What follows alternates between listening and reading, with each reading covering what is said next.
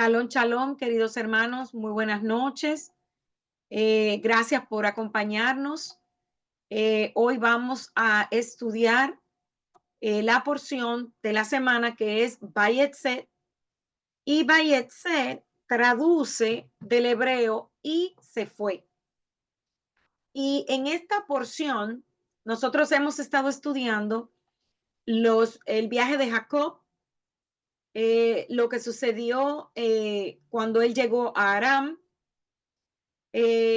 Nos relata esta porción un encuentro muy importante que él tuvo con el Eterno y el sueño que el Eterno le da con una escalera que llegaba hasta el cielo. También nos relata cómo Jacob se convierte en el tercer patriarca, siendo el único con dos esposas y dos concubinas. También vemos cómo Jacob sale de la tierra de Labán y se regresa a la tierra de sus padres, a la tierra prometida. En la última porción de la Torá, habíamos dejado a Jacob listo, ¿verdad? Para irse de su tierra. Su padre lo acababa de bendecir y él estaba partiendo a la tierra de su tío, de Labán, hermano de Rebeca, en busca de una esposa. Jacob se vio obligado a irse porque como él había tomado el lugar de Saúl, su padre le entregó la bendición de primogénito, también le entregó la bendición en donde pasaba la bendición de Abraham, y Esaú había prometido matarlo tan pronto su papá durmiera, o sea, muriera. Y hay algo aquí interesante, y es que en el versículo 10 del capítulo 32 podemos notar que Jacob no salió con riquezas, no salió con 10 camellos que estaban llenos de regalos ni de oro, como salió el siervo de Abraham, Eliezer. El versículo nos relata que Jacob solamente tenía su bastón de mando. Isaac, habiendo acordado con Rebeca que lo último que la familia necesitaba eran más mujeres cananeas que fueran añadidas al clan ante la súplica de Rebeca a su esposo, le instruye a Jacob de que vaya donde la familia de su madre a buscar una esposa. Entonces, Isaac bendice a Jacob y lo envía. Entonces, muchos años antes, cuando el Eterno le da a Abraham la promesa del pacto, uno de los elementos del pacto incluía que Abraham sería el padre de una gran nación. Si miramos hacia atrás, hacia Génesis capítulo 12, versículo 2, vamos a recordar que la palabra hebrea usada, ¿verdad?, para nación es goí. Y cuando se usa goí, generalmente significa naciones gentiles. Sin embargo, vamos a analizar aquí esto un poquito más, porque en el tiempo de Abraham, la palabra goí, en el sentido estrictamente no hebreo, no habría tenido significado, porque hasta que nació Isaac, no había distinción entre las naciones del mundo y los hebreos que salían de la descendencia de Abraham. Es decir, aunque Abraham, y eso lo hablamos, no sé si recuerdan en las porciones anteriores, hablamos sobre eso, que era un hebreo. Si usted no lo pudo escuchar por cualquier razón, déjeme saber y yo le comparto la enseñanza. Entonces, hasta ese momento, hasta el nacimiento de Isaac, no había realmente una distinción entre un hebreo y uno de las naciones. ¿Por qué? Porque Abraham fue llamado el primer hebreo. Entonces, ya con el nacimiento de sus hijos, Ismael e Isaac, que realmente ocurriría, ¿verdad? Más adelante, es cuando comienza a verse dos caminos. La diferenciación entre la descendencia hebrea y la no hebrea. Con Isaac siendo el hebreo e Ismael y todos los demás hijos e hijas que tenía Abraham siendo los no hebreos. Por lo tanto, como Goy se usa en Génesis capítulo 12:2, en el desarrollo más temprano del pueblo hebreo, se refiere a ambas naciones hebreas y no hebreas. Naciones en general, sin importar si son hebreas o no hebreas.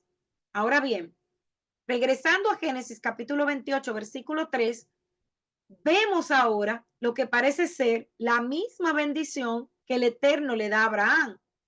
Y luego Abraham le pasa a Isaac. Entonces, Isaac ahora está transfiriendo esa bendición a Jacob, con una diferencia importante, donde la mayoría de las Biblias dicen que Isaac le dijo a Jacob algo así como para que te conviertas en una compañía de personas o compañía de naciones. El hebreo para compañía de personas o compañía de naciones es Kahal Amin.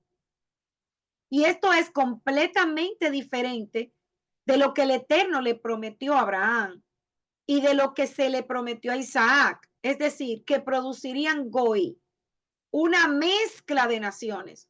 Porque Kahal Amin, en su traducción más literal, se usa en hebreo como lo opuesto a lo que el Eterno le dice a Abraham. Entonces, literalmente, Kahal Amin significa una santa convocación de compatriotas o de personas de una misma nación. Dicho en otras palabras, significa una asamblea de personas con propósitos santos que consiste en personas de la misma tribu o grupo de tribus. Es decir, Jacob, que pronto sería rebautizado con el nombre de Israel, será el primero en la línea de la promesa del pacto en producir solo hebreos. Él producirá solo naciones del pueblo hebreo. Solo el pueblo que sería llamado, ¿verdad? En el tiempo de Moisés, apartado, y que el Eterno dice en la palabra que es su precioso tesoro. Entonces, vamos a analizar esto ya de manera resumida para poder continuar. Abraham produjo descendencia tanto hebrea como no hebrea, tal como el Eterno le prometió en Génesis capítulo 12, versículo 2. ¿Cómo sabemos esto? Bueno, hermanos, sabemos que Ismael fue el primer hijo de Abraham con Agar, no hebreo. Luego de la muerte de Sara, Abraham se casa con Setura y tiene otros hijos que tampoco eran hebreos y que según nos dice la escritura, poblaron, y la historia también, los historiadores confirman, poblaron casi toda el área de lo que hoy se conoce como árabe, los árabes, Arabia. Entonces, el hijo de Abraham, Isaac, también produjo personas hebreas y no hebreas. Esaú, los no hebreos, y Jacob siendo el hebreo.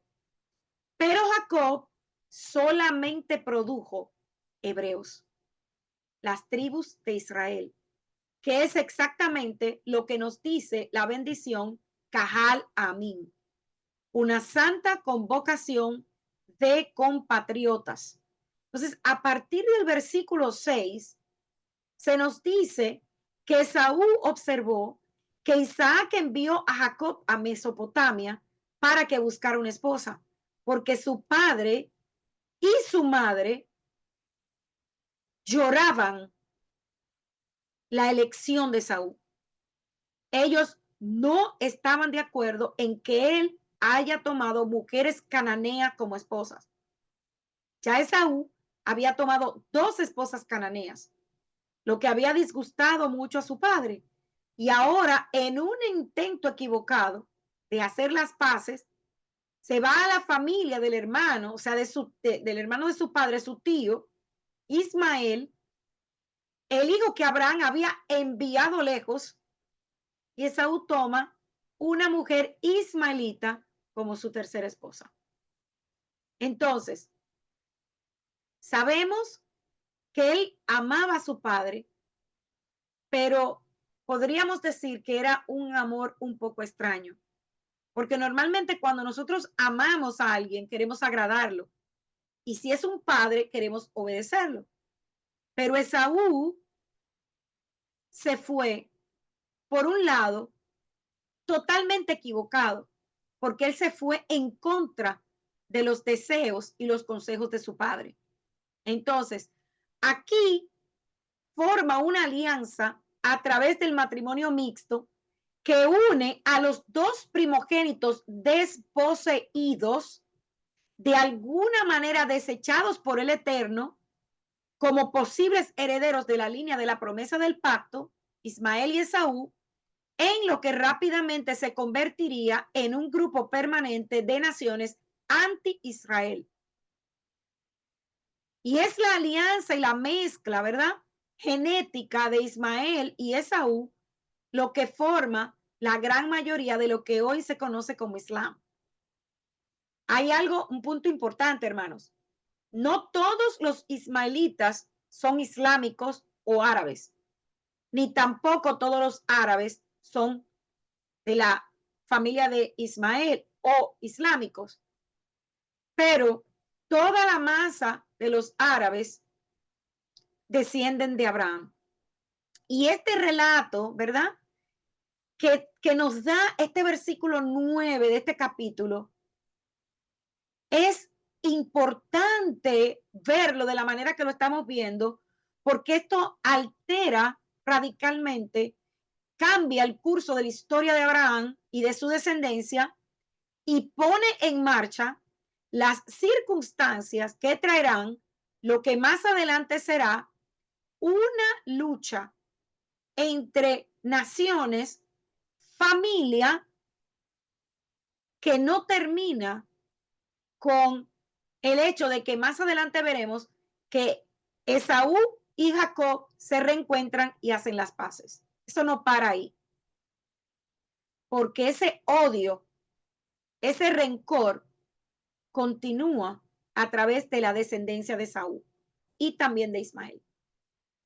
Entonces, de acuerdo a Génesis capítulo 28, 10, que dice que de acuerdo con la escritura, Jacob sale de Berseba y camina unas 40 millas cuando se detiene después de 2 o 3 días para descansar por la noche en un lugar anónimo y muy pedregoso. Es aquí en la Torá que encontramos a Jacob creando una identidad separada para sí mismo, lo que le permite convertirse en el tercer y último patriarca del pueblo de Israel. Fue necesario que él dejara su tierra y a su padre, madre y hermanos para que el Eterno obrara en él. O sea, aquí vemos que Jacob hace también un lek lejá. Contrario a su padre, que nunca salió de la tierra prometida y siempre estuvo ahí, Jacob es sacado de su tierra, enviado para el Eterno poder acercarse a él. No es que el Eterno no podía hacerlo antes, no, pero los planes del Eterno son perfectos. Entonces, allí en este lugar, Jacob tiene un sueño, una visión, ¿verdad? Y en este sueño, visión, el Eterno le da un vistazo de lo que es el mundo espiritual celestial. Él ve ángeles, que en hebreo es malach, yendo y viniendo del cielo a la tierra, recibiendo sus instrucciones del Eterno en el cielo y luego saliendo a hacer su voluntad en la tierra.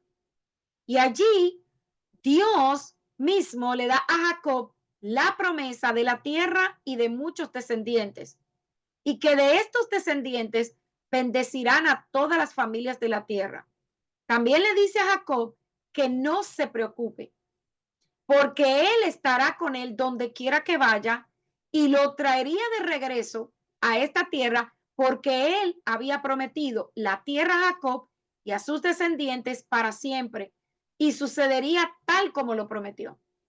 Entonces, en el versículo 13, donde la mayoría de las Biblias dicen Dios o Señor, el hebreo original es Yud-Heh-Vah-Heh, el nombre personal del Eterno. Así que esto era el Eterno hablándole a Jacob. Y Jacob estaba muy consciente de este hecho. Entonces, vemos que en la ruta, ¿verdad? Del camino, cuando Jacob sale de su tierra hacia la tierra de su familia, lo primero que podemos ver, si pudiéramos tener un mapa de la ruta aquí ahora, es que la primera parada es lo que hoy es conocido como Jerusalén. Entonces, cuando él llega a cierto lugar, de acuerdo a la descripción de la escritura, dice que se detuvo allí a pasar la noche porque ya el sol se había puesto. Tomó una de las piedras que había allí, se la puso debajo de la cabeza y se durmió. Y dice la escritura que él llegó a ese cierto lugar. En hebreo, esa palabra se llama Macom. Y tanto la Torah como el Targum se refieren a la expresión el lugar, no a un lugar. Era un lugar específico, un lugar conocido. O sea, no era un lugar al azar.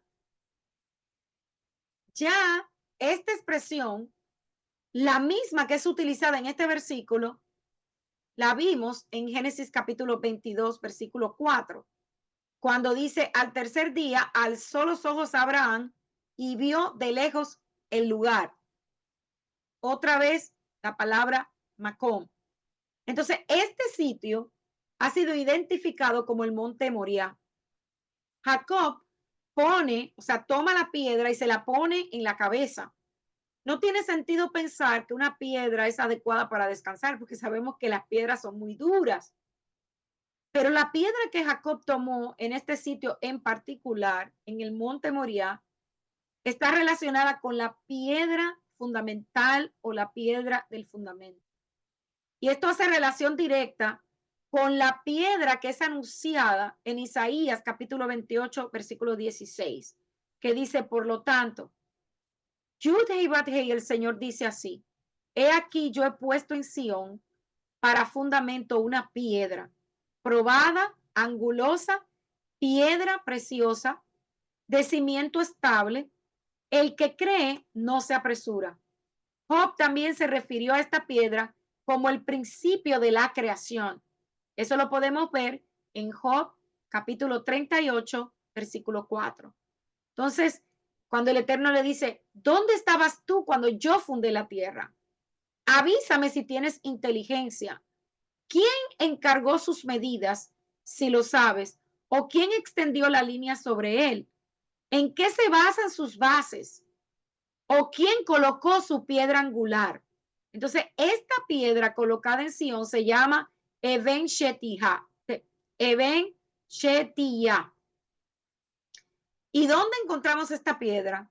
Es el nombre de la roca en el sitio ocupado hoy por la cúpula de la roca en Jerusalén.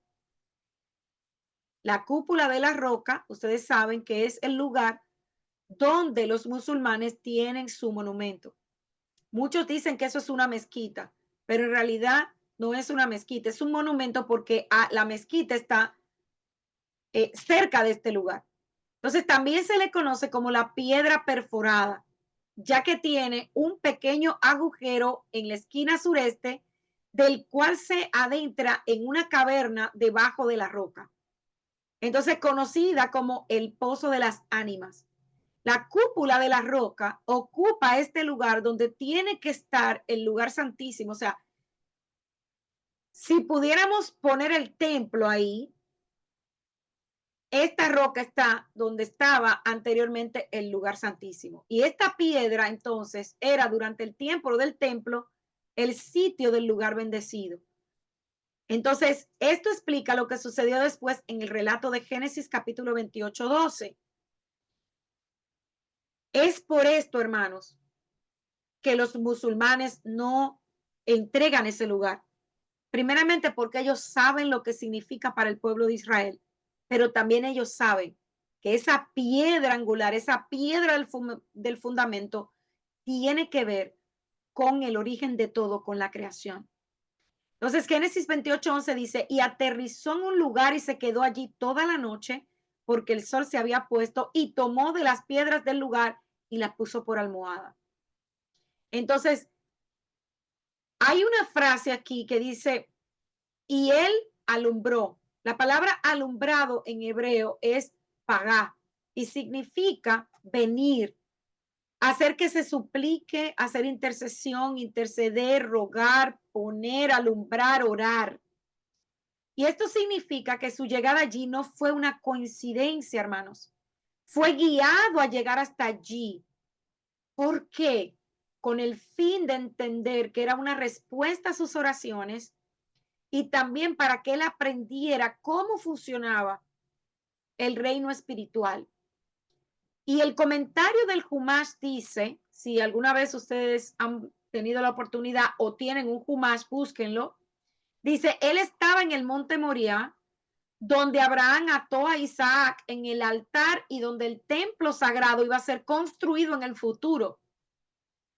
El comentario continúa diciendo, dado que este versículo dice que esto sucedió justo después de que él se fue a dormir, los eruditos atribuyen a Isaac la autoría de la oración de la noche, es decir, el arbit. Shaharit, la oración de la mañana, y Minha, la oración de la tarde. Entonces, dice que Jacob soñó y aquí una escalera levantada en la tierra y su punta llegaba hasta el cielo. Y aquí que los ángeles del Eterno subían y bajaban por ella. Una de las formas en que el Eterno habla a sus hijos es a través de los sueños. Y este sueño en particular tiene una connotación profética muy especial. Los eruditos han propuesto muchas interpretaciones diferentes, pero ¿qué significa realmente? Las escrituras lo explican y lo dicen claramente. Génesis 28:12, seguimos con el detalle del sueño, de la visión, ¿verdad? Y dice que él veía esa escalera que llegaba hasta el cielo y por la que subían y bajaban ángeles. Primera de Timoteo 2:5 dice, porque no hay más que un solo Dios y un solo mediador entre Dios y los hombres, Yeshua, la promesa.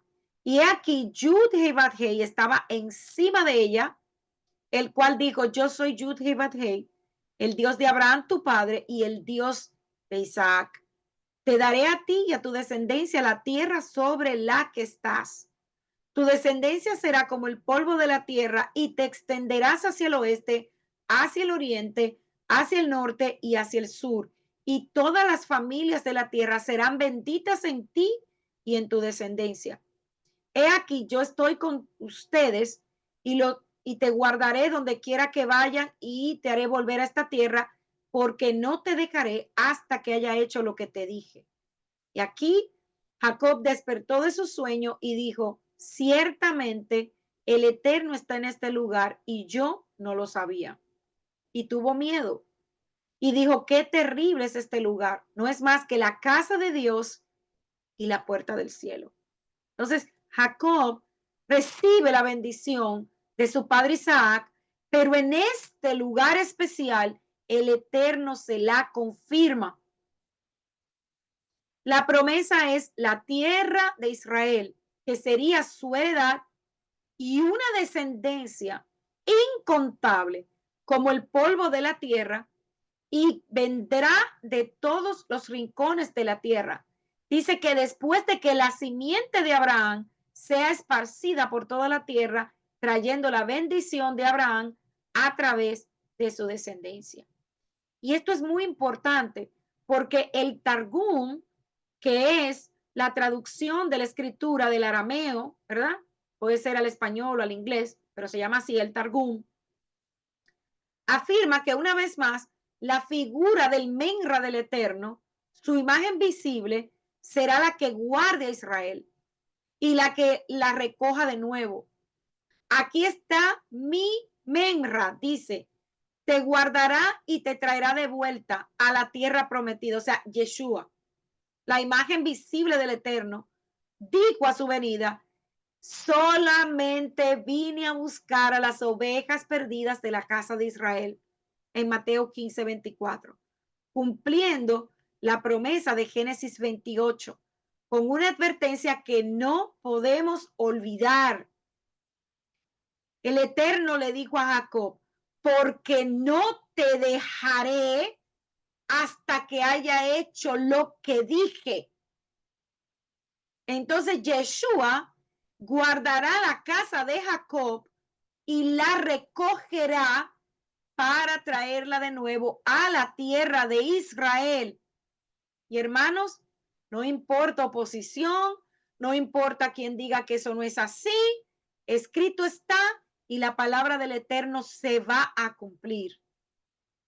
Yeshua dijo de sí mismo, sí, en verdad, os digo que verán el cielo abierto y los ángeles del Eterno subiendo y bajando sobre el Hijo del Hombre. En otras palabras, Jacob buscaba simbólicamente a Yeshua y su ministerio de reconciliación. Si hacemos un paralelo entre el sueño y la declaración de Yeshua, tendremos una mejor comprensión de sus palabras al decir, yo soy el camino y la verdad y la vida. Nadie viene al Padre sino por mí. Entonces, fíjense qué gran privilegio tuvo Jacob de que el Eterno le mostrara el plan de redención para la humanidad desde el contexto profético de la Torá de Moisés. El nivel de interpretación remés arroja algo más de luz sobre este asunto. Dice que Yeshua es la escalera y el único camino, y cada paso de la misma es una imagen de los mandamientos de la Torá que todos sabemos que es verdad, y al obedecerlos te llevan a una verdadera vida. De la misma manera, para nosotros hoy, ¿verdad?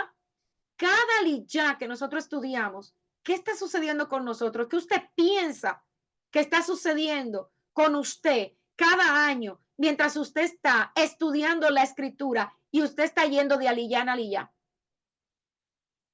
La respuesta es, hermanos, que nos está llevando a nuevos niveles de comprensión. Y es así, porque cada año, aunque estemos leyendo la porción, la misma, hermanos, hay algo nuevo que el Eterno nos permite ver. Entonces, Él siempre ha estado interesado en descender del cielo a nosotros. Estoy hablando de Yeshua. Filipenses 2:5 dice que nuestra interacción entre nosotros esté gobernada por el deseo de estar conectados con Yeshua HaMashiach, el cual siendo en forma de el Eterno, no estimó que era, ni tampoco quiso ser igual, sino que se despojó a sí mismo y tomó forma de siervo y fue hecho a semejanza de hombre. Y hallándose como hombre, se humilló a sí mismo y se hizo obediente hasta la muerte y muerte de cruz, que todos sabemos que era reservada para aquellos que transgredían la ley. Entonces, Juan 3:13 dice, nadie ha subido al cielo, sino el que descendió del cielo. O sea, el Ben Adán, que está en el cielo. Entonces dice, y soñó, en hebreo es halam.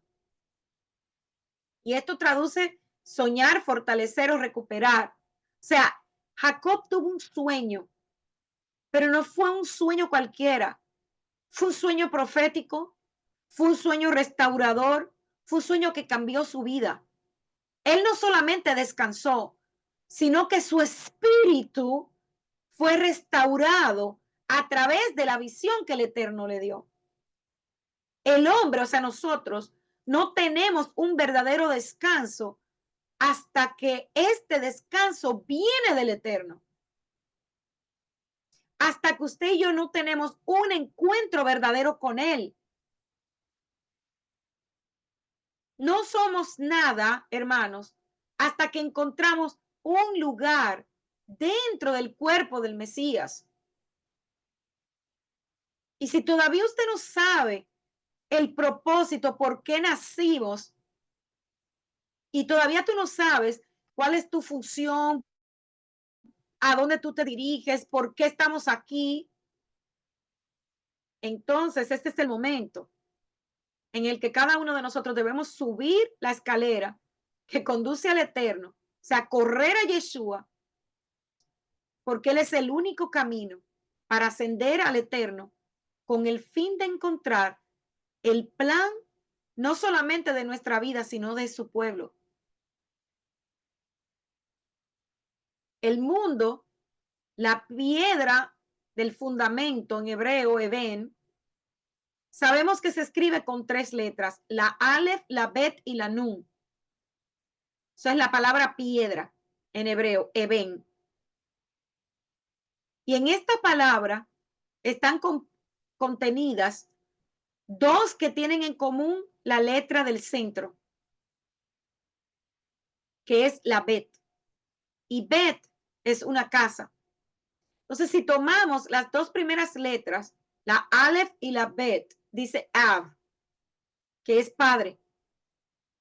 Si tomamos las 2 últimas letras, tenemos la Bet y la Nun, que es Ben, hijo.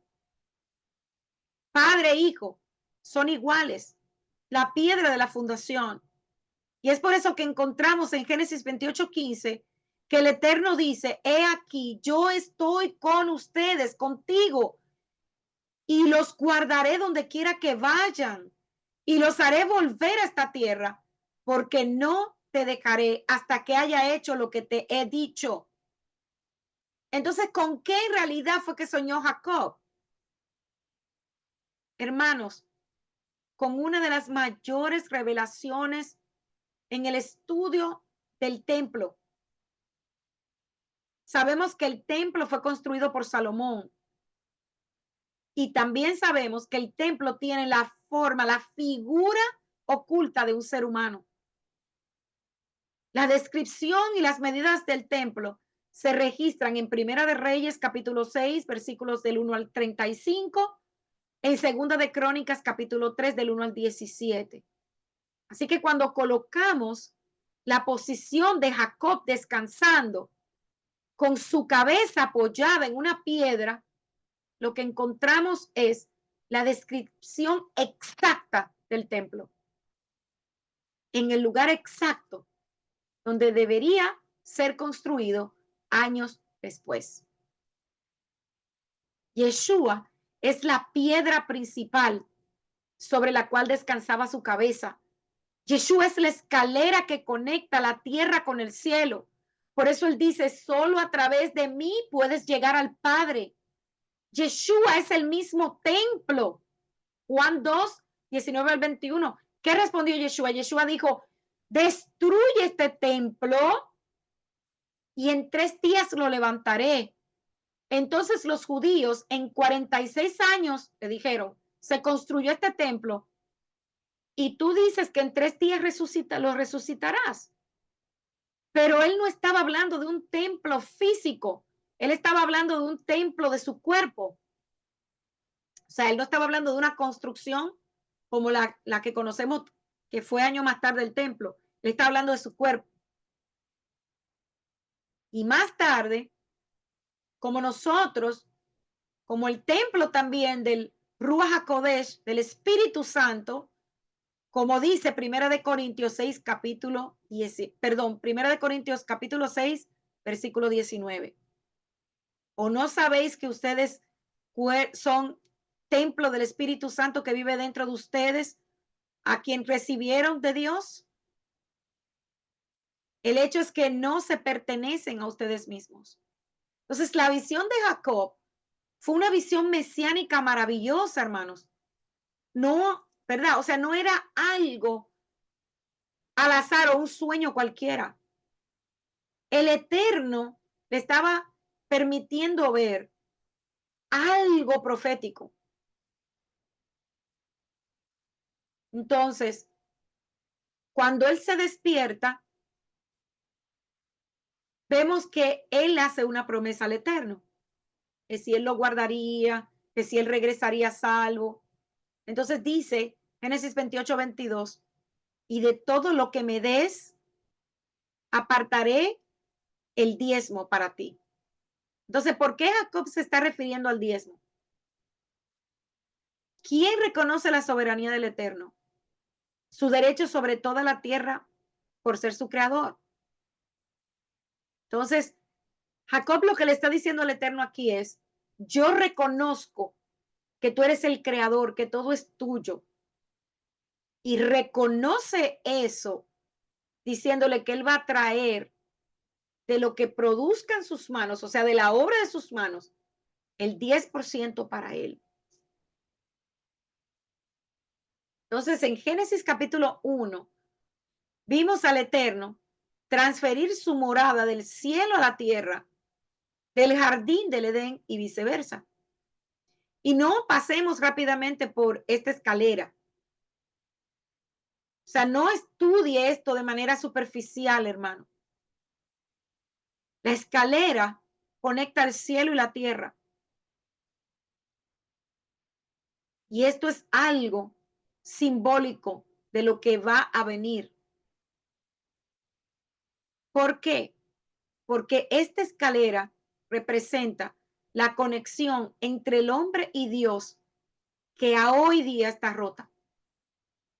En el principio, el hombre podía venir, Adán venía directamente al Eterno, porque el Eterno estaba presente con él, pero la rebelión y el pecado rompieron esa conexión y el Eterno se retiró al cielo.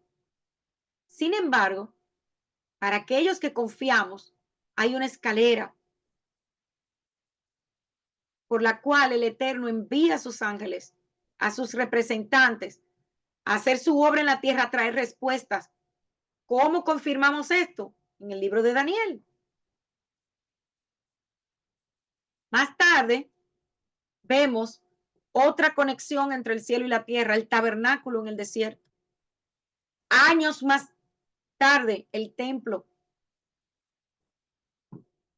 hasta llegar al único y verdadero, al único que puede conectar a Dios con el hombre, que es Yeshua.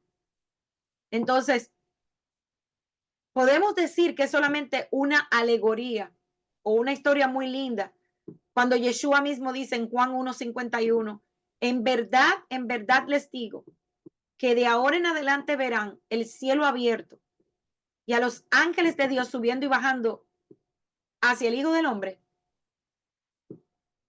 Esto no es algo que él estaba diciendo por decir, porque vemos que Jacob lo pudo ver. ¿Cómo podemos entender completamente este comentario hecho por Yeshua 1800 años después de que Jacob tuviera este sueño? Porque para nosotros ahora podemos hacer la conexión porque estamos estudiando la Torá. Pero este comentario de Yeshua lo vimos en el pacto renovado. Para nosotros esto no es algo simbólico, no, es una profecía cumplida en Yeshua, porque Yeshua es nuestra escalera, es el camino, es la verdad, es la vida, es la única escalera que nos reconecta con el Eterno. Es sobre él que los ángeles ascienden y descienden. Hay otras interpretaciones que dicen la Torá, y en cierto sentido también estoy de acuerdo, porque Yeshua también es la Torá. Él es la Torá viviente. Entonces, es hermoso ver cómo desde el inicio podemos ver a Yeshua en cada porción. Y especialmente en este relato, ahora podemos entender más claramente cuando él dijo que él era el camino, la verdad y la vida. ¿Y qué es la Torá? Lo dice la escritura exactamente igual. La Torá es el camino, la Torá es la verdad y la Torá es la vida. Es la única forma en la que nosotros podemos acercarnos al Padre. Yeshua es la piedra. Y en esta porción también se nos presenta como la escalera que conecta lo terrenal con las cosas del cielo. Entonces, Luego de que sucede este evento y que él reconoce que él estaba en un lugar especial y que él le ofrece al Eterno su diezmo, Jacob continúa su camino. Y dice la escritura que llega donde Labán, después de haberla conocido en el pozo, otra vez un encuentro en el pozo, y él le pide a Labán a Raquel como su esposa. Y para eso, él le dice que él va a trabajar por ella 7 años.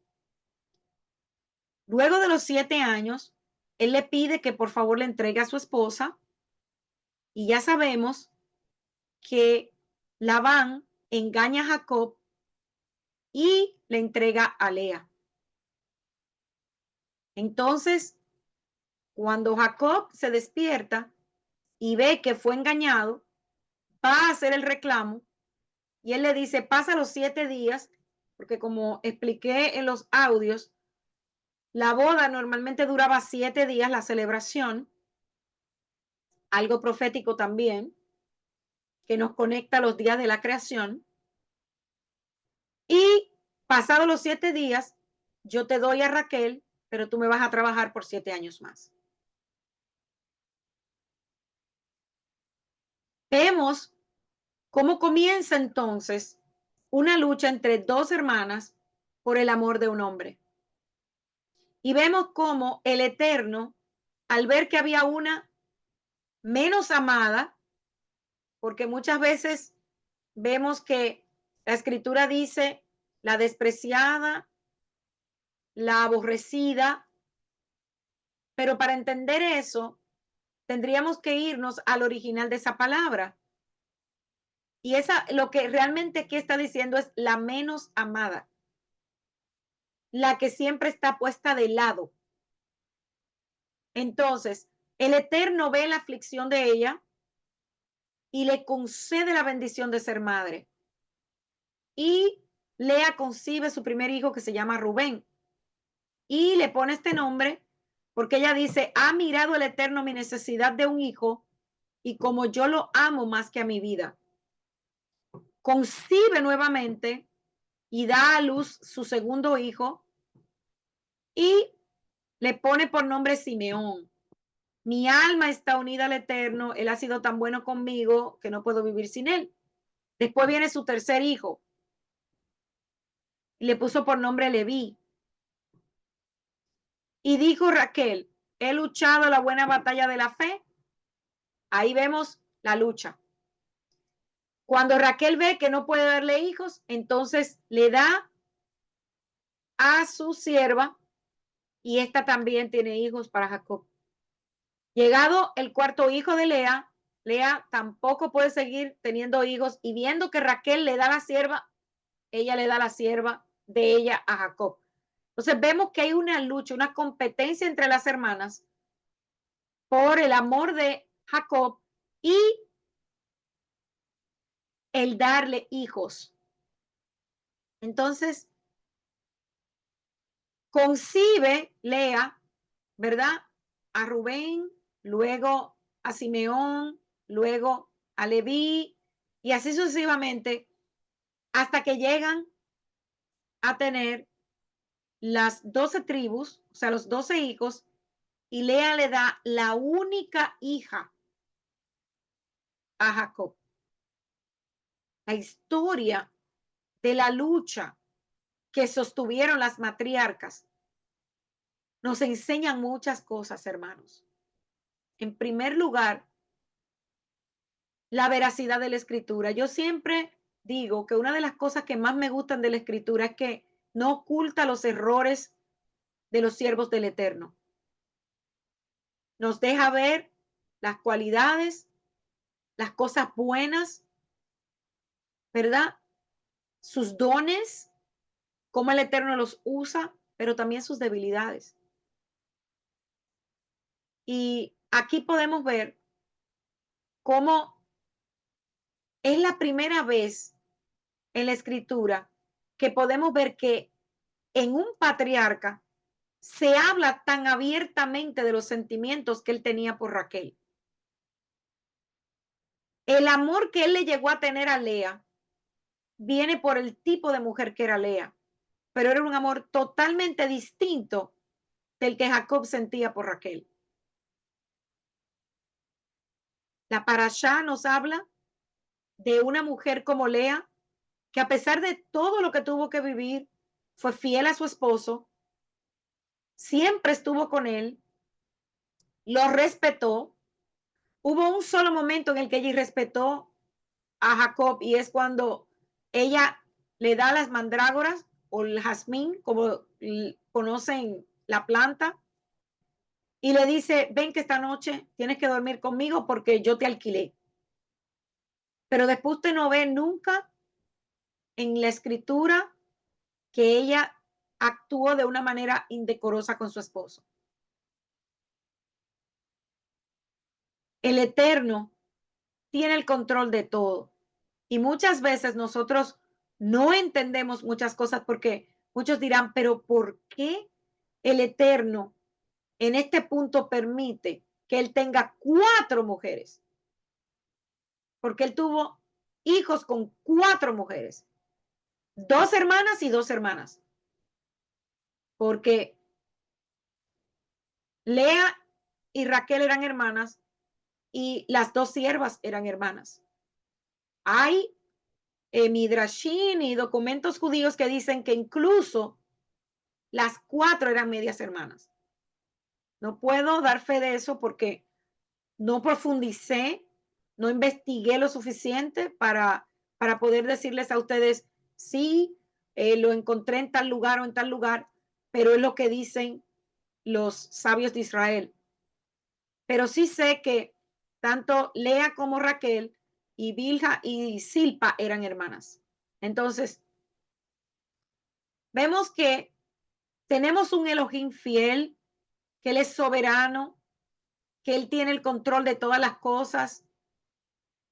Y es maravilloso ver cómo él puede transformar nuestras vidas, nuestras circunstancias, porque yo me maravillaba de ver cómo esta mujer que luchaba tanto, estoy hablando de Lea, por el amor de un hombre, fue tan favorecida por el Eterno.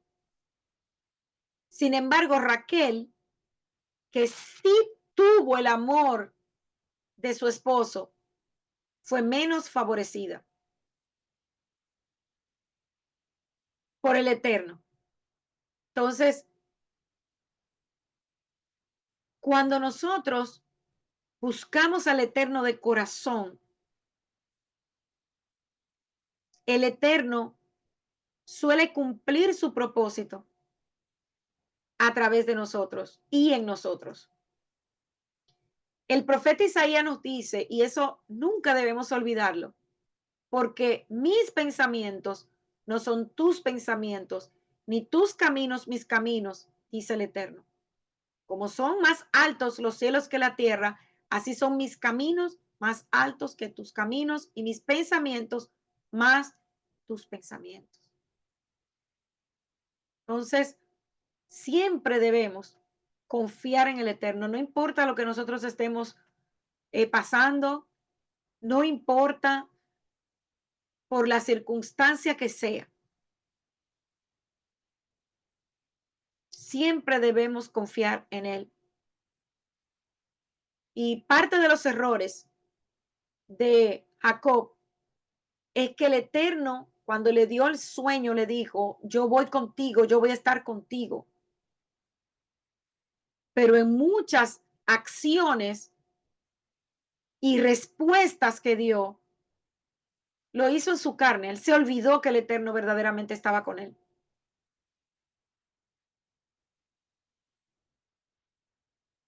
Entonces, vemos también que pasado un tiempo, Jacob ya siente la necesidad de regresar a su tierra. Pero Labán una vez más lo engaña y él tiene que salir escondida prácticamente. El Eterno ya le había dicho que ya podía, que ya era el tiempo de regresar. Pero Labán siempre cambiaba el salario o los términos y las condiciones de Jacob. Por lo que Jacob tiene que salir a escondidas. Entonces, vemos que con la ayuda del Eterno, Jacob se convirtió en un hombre muy rico. Y es justamente esta riqueza una de las razones por la que él entiende que ya era el momento de irse, porque esto levantó los celos en los hijos de Labán y cambió la actitud de Labán hacia él. Hermanos, ¿cuántas personas hay hoy día que te dicen yo te voy a ayudar? Pero cuando ven que tú estás creciendo, bueno, está bien que tú estés bien, pero tú no puedes estar mejor que yo. ¿Qué es eso? Quien da, quien quita, quien prospera es el Eterno. ¿Cómo yo no me voy a alegrar de la bendición de un hermano? Pero aquí vemos que Labán era una persona fría, calculadora y muy materialista. Jacob tomó sus esposas y sus hijos, su rebaño, y emprendió su viaje de regreso. Pero antes de irse, Raquel, sin que su esposo se diera cuenta, roba los ídolos de su padre. Labán, que fue notificado porque él no estaba ahí, él estaba trasquilando sus ovejas, se va detrás de Jacob, porque él iba a hacer que Jacob regresara. Y cuando se encuentran, a pesar de que el Eterno ya le había dado un sueño, él le reclama y le dice que todo lo que él tenía era de él. Y aquí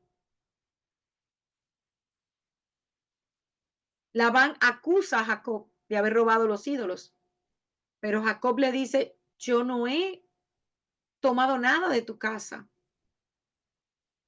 Él no sabía que Raquel había tomado los ídolos de Labán.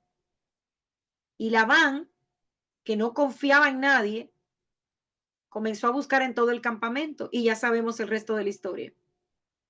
Raquel los escondió, él nunca los encontró, pero eso le costó caro a Raquel. Y la porción termina con Jacob continuando su camino hacia su tierra natal, con su familia, con sus hijos.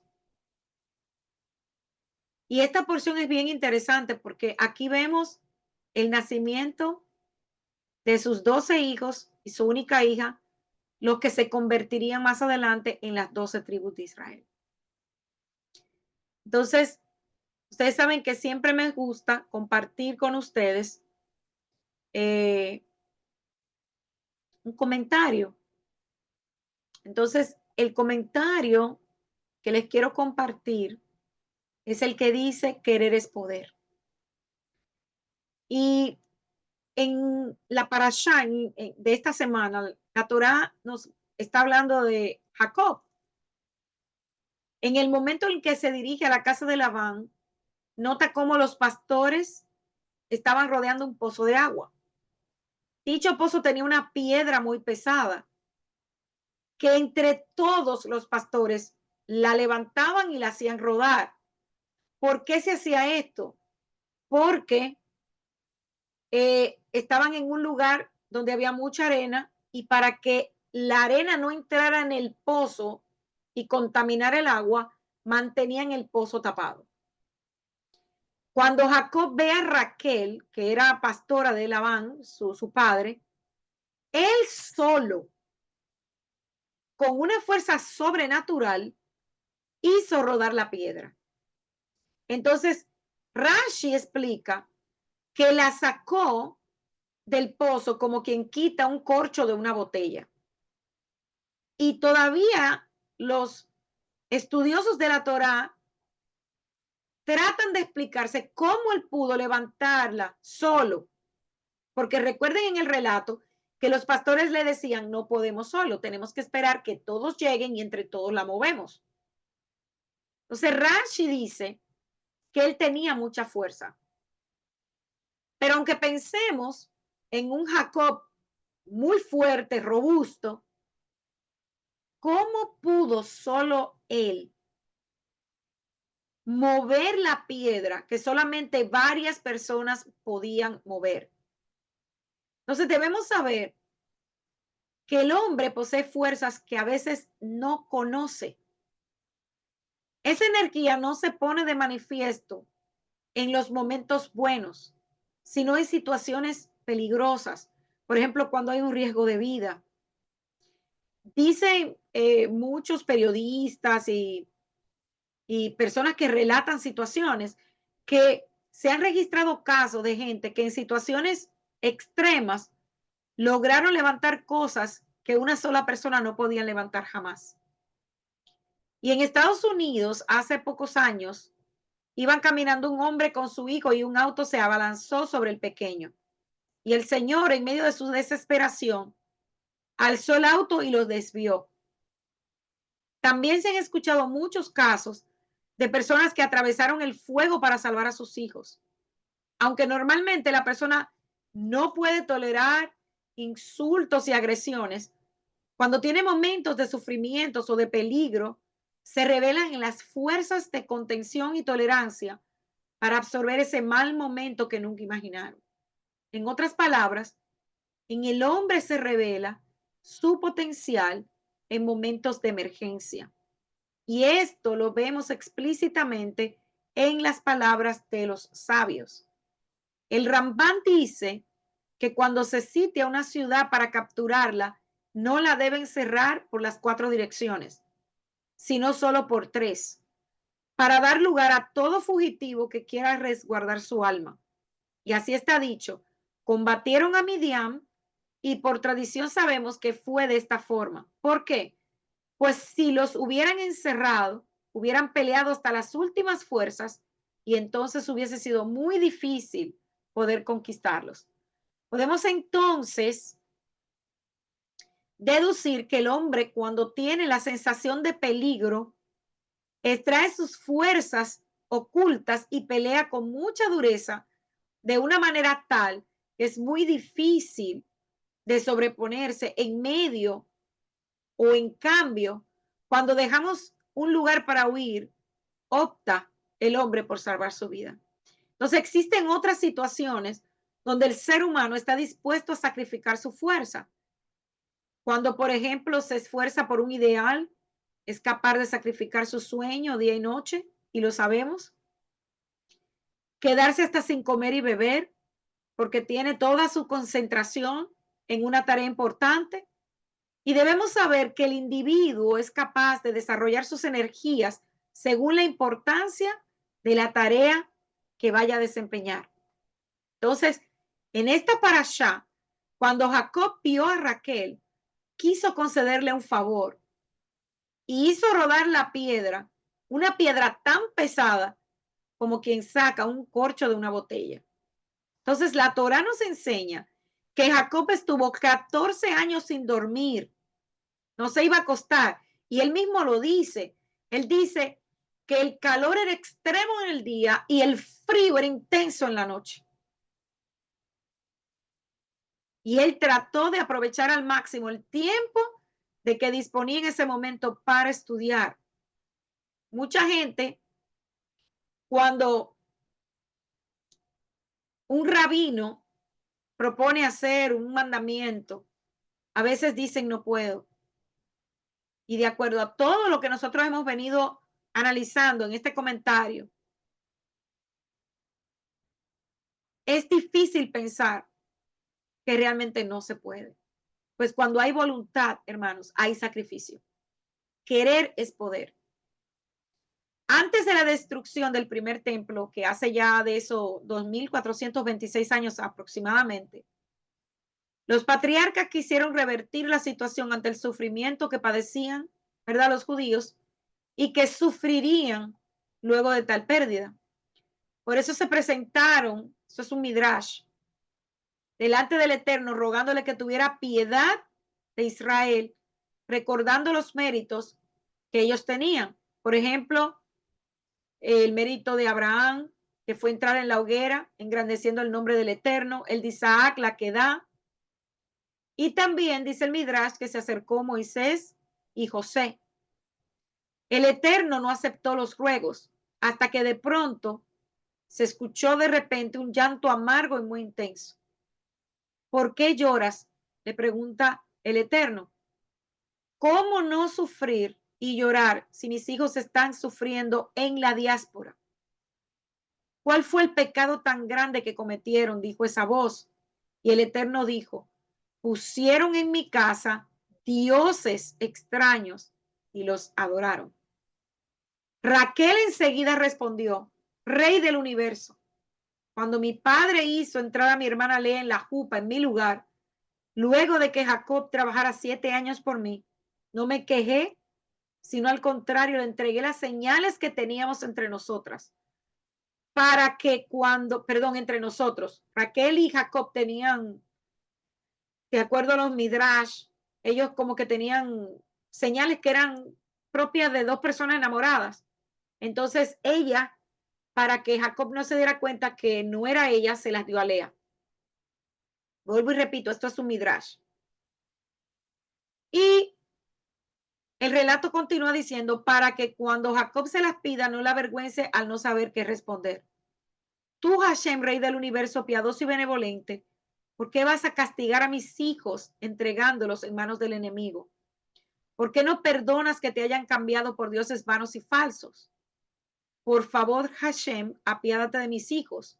Y el extenso llanto de Raquel conmovió a los ángeles celestiales y a todos nuestros antepasados que vivenciaron ese momento. Y Hashem le respondió, priva tu voz de llorar y tus ojos de derramar lágrimas, porque hay pago para tu obra. Serán redimidos de tierras extrañas. Entonces, reflexionando sobre el gran acto de Raquel, podemos decir que ella fue una mujer poseedora de una profunda grandeza.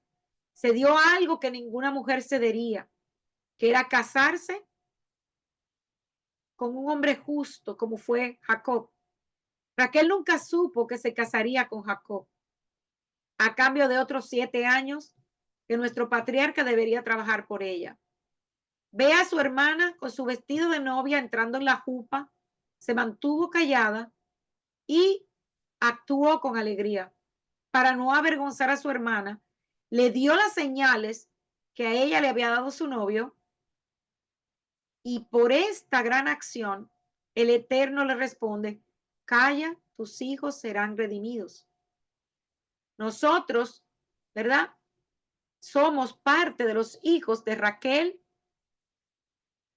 y vemos cómo estas palabras se cumplen con la llegada de Yeshua, nuestro Mesías, que es el que nos está redimiendo de tierras extrañas.